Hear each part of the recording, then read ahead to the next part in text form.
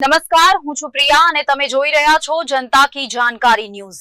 નજર કરીએ આજના સમાચાર ઉપર। સાંતલપુરના દહીસર ગામે આવેલ સોલાર પ્લાન્ટનું પાણી ખેતરોમાં નુકસાન કરતું હોવાની રજૂઆત।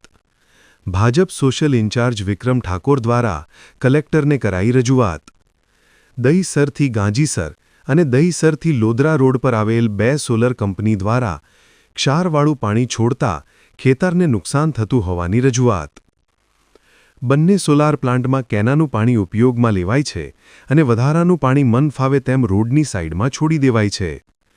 સોલર પ્લાન્ટના પાણીથી લોદરા અને સાંથલી ગામના 90 ખેડૂતોની આશરે 650 વીઘા ખેતીલાયક જમીનને નુકસાન કરતી હોવાની રજૂઆત। સ્થળ ચકાસણી કરી પાણીનું યોગ્ય જગ્યાએ નિકાલ કરવા કલેક્ટરને રજૂઆત। રિપોર્ટ અનિલ રામાનુજ, રાધનપુર, પાટણ।